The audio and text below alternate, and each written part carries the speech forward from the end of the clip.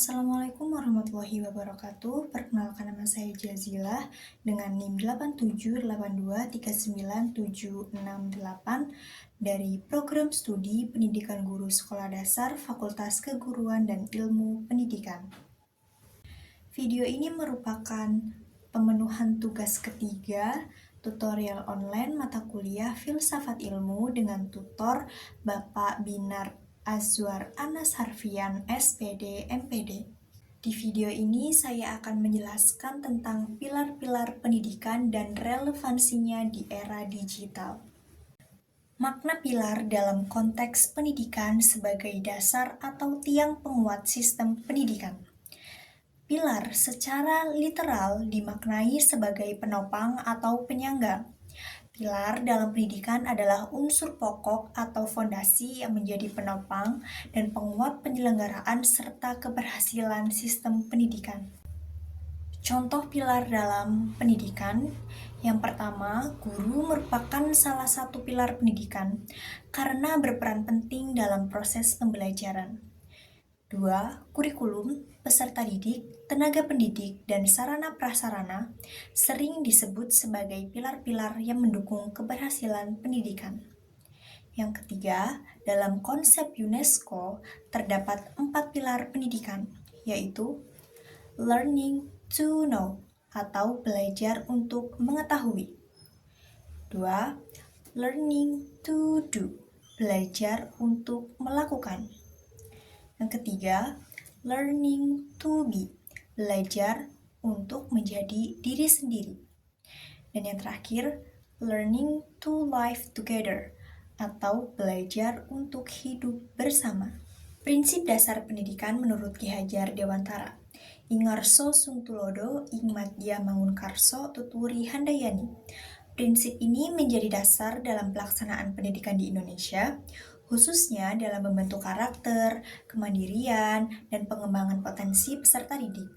Ingarso Sungtulodo artinya di depan memberi teladan.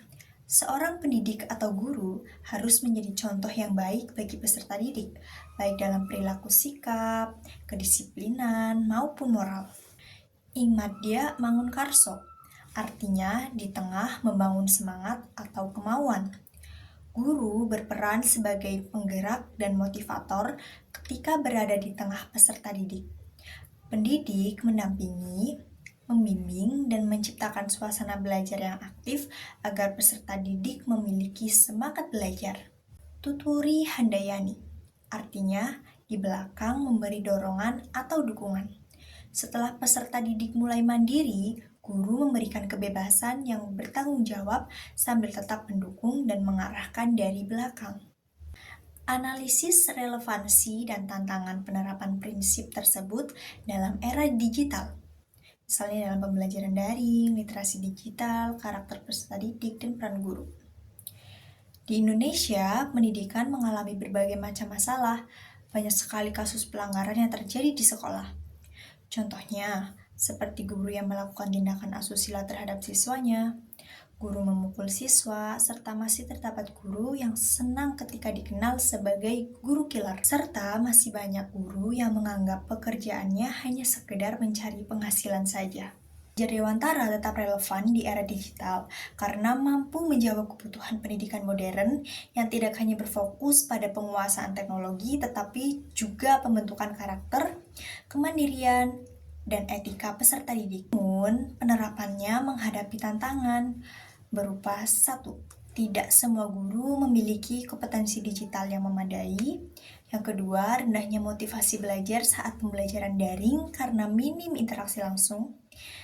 3. Peserta didik rentan mengalami ketergantungan gadget dan kesulitan menyaring informasi. Dan yang keempat, pengawasan guru dan orang tua lebih terbatas dalam pembelajaran daring. Refleksi singkat tentang bagaimana pilar tersebut dapat menjawab persoalan pendidikan nasional saat ini. Ingarso Sungtulodo, Ingmadya Mangunkarso, Tuturi Handayani. Ketiga semboyan ini, apabila kita maknai serta hayati bersama, merupakan akar dan ujung tombak dari peran serta guru dalam menjalankan roda pendidikan nasional. Pendidikan Ki Hajar Dewantara dapat menjadi jawaban atas tantangan pendidikan nasional karena tidak hanya menekankan aspek akademik, tetapi juga pembangunan karakter, motivasi, kemandirian, dan kesiapan peserta didik menghadapi perubahan zaman.